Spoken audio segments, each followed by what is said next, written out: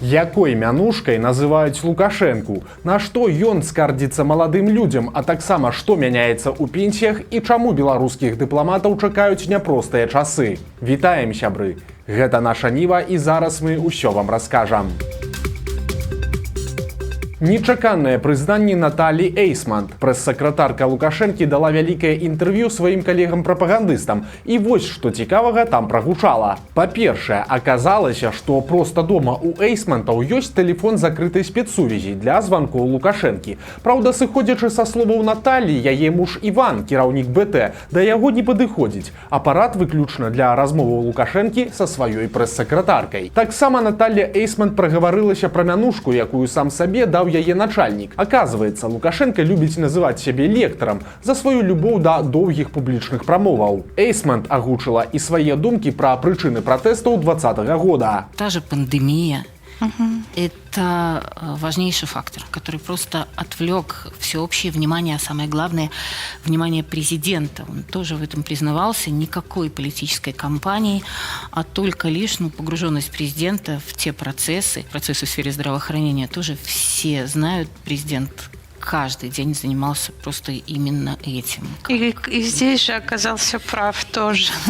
Оказался прав. Тут, дарэчы, вельмі цікавая логіка Наталі Эйсман. Як бачым, яна пераконвае, што Лукашенко быў настолькі ўцягнуты ў барацьбу з каронавірусам, што нават не займаўся перадвыбарчай кампаніяй. Але ж на справе Лукашенко ковід папросту ігнараваў. Усе добра памятаюць яго словы пра каранапсіхоз і парады лячэння, такія як хакей, трактар ці нюхаць сыр. Таму самае інтрыгоўнае тут, ці сапраўды Эйсман і яе начальнік не бачаць сувязі паміж стаўленнем Лукашэнкі да небяспечнай хваробы і пратэстамі. Якраз праз свой падыход да ковіду Лукашенко нашкодзіў сам сабе, больш чым нехта іншы, проста раззлаваўшы беларускі народ. Цяпер жа ўсё гэта падаецца пад іншым соусам, але ці зразумелі свае памылкі Лукашенка і яго падначаленыя, як бачым, пытанне ўсё яшчэ адкрытае. У бліжэйшай будучыні сама Эйсман збіраецца пісаць кнігу мемуараў і спадзяецца, што калі-небудзь сваю кніжку напіша і Лукашенко.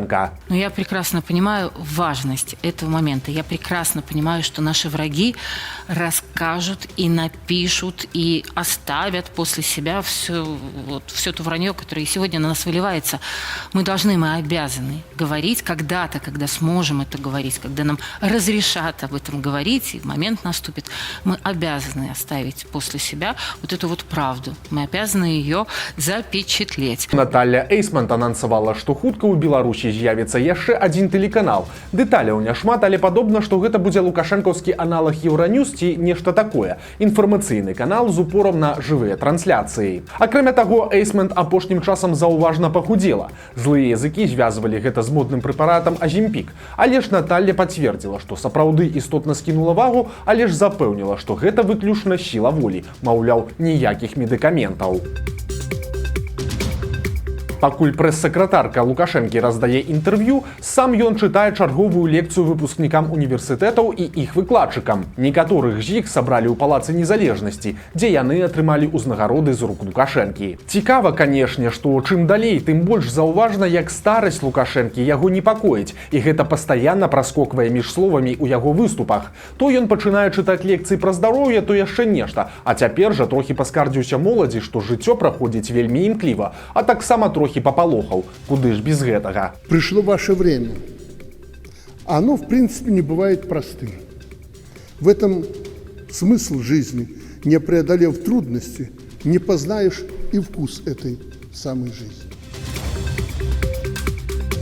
Падобна, што беларускіх дыпламатаў у хуткім часе чакаюць жорсткія чысткі. Учора Лукашенко прызначыў новым міністрам замежных спраў Максіма Рыжанкова. Кандыдатуру для гэтай пасады вельмі нечаканую. Прычым адначасова Лукашенко даў зразумець, што незадаволены працай міністэрства і чакае навядзення там парадку. Цяпер жа былыя работнікі ведомства і аналітыкі сыходзяцца ў тым, што МЗС чакаюць няпростыя часы. У параўнанні са звольненым міністрам Алейнікам, які быў чалавекам мяккім, Рыжанкоў персанаж з зусім іншы. Ён адданы лукашэнкавец, які адкрыта падтрымлівае рэпрэсіі і вайну. У каментары парталу «Зеркала» былы беларускі дыпламат Валер Кавалеўскі увогуле назваў Рыжанкова ястрабам у квадраце. Прычым Рыжанкоў ведае працу Міністэрства замежных спраў знутры, бо ён у ім раней таксама працаваў. Але ж адначасова цяпер ён усё ж не чалавек адтуль, таму у яго няма стрымліваючых фактараў для таго, каб пачаць бязлітаснае перафарматаванне ведомства. А падобна, што якраз гэтага Лукашенка і хоча ад новага міністра, асабліва напярэдадні прэзідэнцкіх выбараў 25-го года. Ён чакае жорсткія часы, таму і робіць стаўку на жорсткія кадры. Яшчэ адзін сілавік і чыноўнік не дажыў да 50 гадоў. У 49 гадоў памёр маёр Павел Карніцкі, які больш за 20 гадоў прапрацаваў участковым інспектарам стаўбцоўскага РАУС. Апошнія 6 гадоў ён займаў пасаду старшыні рубяжэвіцкага сельвыканкама. Будучы функцыянерам праўладнай камуністычнай партыі, Карніцкі арганізоўваў святкаванне стагоддзя адукацыі СССР і прасоўваў лукашэнкаўскі рэферэндум аб змене канстытуцыі. Ягоная жонка Святлана Карніцкая і сястра Святлана Блашко былі сябрамі выбаркамаў у Стоўбцах на выбарах рознага ўзроўню і падазраюцца ў фальсіфікацыі вынікаў выбараў.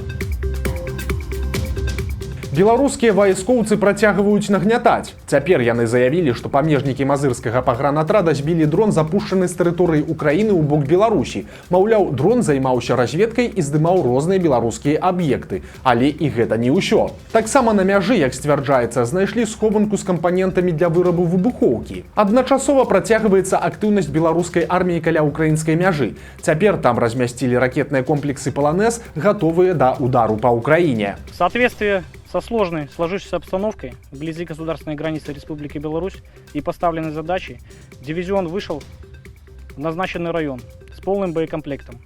Заступил на боевое дежурство по назначенным объектам. Готов выполнить задачи по нанесению ракетных ударов на дальность до 300 километров в течение 20 минут.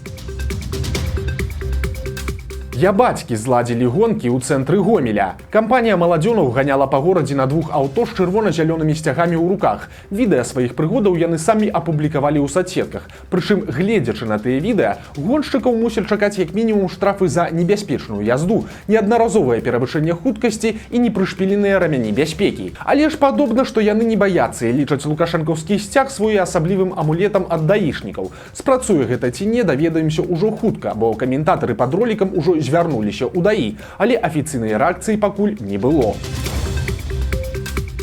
Цэлую сям'ю беларусаў жорстка пакаралі за здраду дзяржаве. Гаворка пра членаў сям'і Прохаравых. Бацька, маці і дарослыя сын і дачка былі затрыманыя яшчэ паўгады таму. Яны жылі на Гомельшчыне ў 15 кіламетрах ад украінскай мяжы і 17 кіламетрах ад вёскі Зябраўка, дзе знаходзіцца база расійскіх вайскоўцаў. Бацька Юрый Прохараў ураджэнец украінскага Чарнобыля. Яго жонка родам з беларускай вёскі Грабаўка, дзе і жыла сям'я. Але што такога нарабілі гэтыя людзі, невядома. Іх судзілі ў закрытым рэжыме.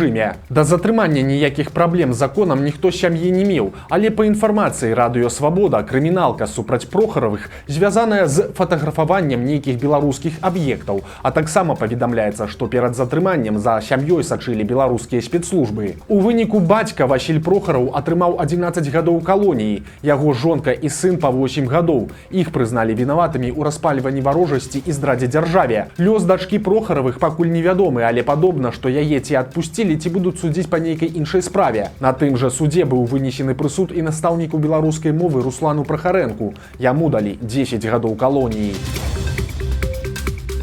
З 1 ліпеня беларускіх пенсіянераў чакаюць перамены. Цяпер у Мінску, абласных гарадах і большасці райцэнтраў людзі будуць атрымліваць грошы не на пошце, а на банкаўскія карткі. Выключэнне толькі для тых, каму больш за 70 гадоў, для інвалідаў і для жыхароў сельскай мясцовасці. І многія такім рашэннем былі незадаволеныя. Пажылым людзям не проста карыстацца банкаматам, бо проста няма такой звычкі. Таму нагадаем, што можна прыйсці ў аддзяленне банка з пашпартам і карткай, і там работнікі вам дапамогуць зняць грошы.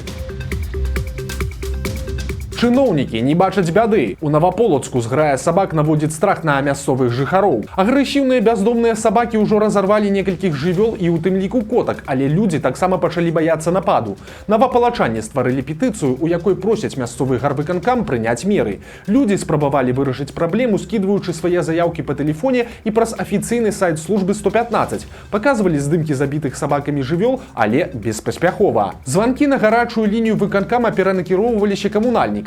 Адкуль у службу адлову. А служба адлову сцвярджае, што не бачыць сабак і не можа распачаць ніякіх дзеянняў. Судзяць брата вядомага беларускага мільярдэра. На лаве падсудных апынуліся Сямён Добкін, брат заснавальніка ЕПАМ Аркадзя Добкіна, і ягоны намеснік Юрый Жулаяў. Абодва яны працавалі ў брэсцкай фірме ГКСБ, якая з'яўляецца найбуйнейшай цеплатэхнічнай кампаніяй на тэрыторыі Беларусі. ГКСБ выпускае інжынернае абсталяванне для жыллёва-камунальных гаспадарак, а таксама будаўнічых арганізацый, у тым ліку і дзяржаўных. Абсталяванне, створанае кампаніяй, выкарыстоўваецца на курорце Сілічы, у нацыянальнай бібліятэцы і на іншых буйных аб'ектах. Цяпер жа кіраўнікоў кампаніі чакае суд, і Добкіна і яго намесніка вінавацяць па трэцяй, самай сур'ёзнай частцы артыкула 430 крымінальнага кодекса. Гэта ці атрыманне хабару ў асабліва буйным памеры, ці хабар атрыманы арганізаванай групай альбо асобай, якая займае адказнае становішча. Сутнасць абвінавачванняў і акалічнасці справы невядомыя, але тэрміны свецяць вялікія, ад 5 да 15 гадоў калоніі са штрафам. Сямён Добкін персонаж вельмі няпросты. Яго брат, заснавальнік IT-гіганта ЕПАМ Аркадзь Добкін, жыве ў ЗША. Ён не вяртаўся ў Беларусь з таго часу, як Лукашенка назваў яго Дробкіным і абвінаваціў у фінансаванні пратэстаў. Праўда, пакуль усё ж нельга сказаць, што праблемы ў брэсцкага бізнесмена маюць нейкі палітычны характар і звязаныя з дзейнасцю яго брата. У Гродні сілавікі схапілі сямейную пару. Відэа з іх удзелам ужо апублікавалі сілавікі. Людзей прымусілі прызнацца ва ўдзеле ў пратэстах 2020 года і падобна, што мужа пакінулі за кратамі, а жонку пакуль адпусцілі пад падпіску. Але ці выставілі затрыманым канкрэтныя абвінавачванні, пакуль невядома. Мінскі заапарк прадае экзатычную жывёлу. Гэта нільскі кракадзіл па мянушцы Дандзі, ці для сваіх проста лёня. Гэтага кракадзіла трэба карміць курыцай і рыбай тройчы на дзень. За раз гадаванец з'ядае 1-2 кілаграма ежы. Лёню 13 гадоў, але гэта лічы маладосць. У добрых умовах такія кракадзілы могуць дажыць і да 60. Прадаваць такую экзатычную рэптылію будуць праз інтэрнэт-аўкцыён. Пачатковы кошт 2000 беларускіх рублёў. А жыхары Гомеля скардзяцца на вялікага сома, які псуе ім усю рыбалку. Па словах мясцовых жыхароў, гіганцкая рыбіна водзіцца ў раёне станцыі Мазыр на рацэ Прыпяць. Сом не дае спакойна парыбачыць, змятаючы снасці, а апошнім часам пачаў паляваць на качак. Дарослых ён усё ж злавіць не можа, але качанятаў лёгка ўцягвае на дно. Рыбакі нават далі сому мянушку. Яго празвалі Грышам. І калі што, гэта не ў гонар азаронка, а ў гонар грамілы са старога савецкага фільма «7 старых і одна дзяўчына». Вось такія навіны пятніцы. Нагадаем, што ў нядзелю на нашым канале выйдзе чарговы цікавы сюжэт, таму падпісвайцеся на канал, каб нічога не прапусціць, стаўце лайкі альбо дызлайкі і выказвайце заўвагі ў каментарах. І, канешне, чытайце нашу Ніву, глядзіце нашу Ніву і любіце Беларусь. Да сустрэчы ў нядзелю.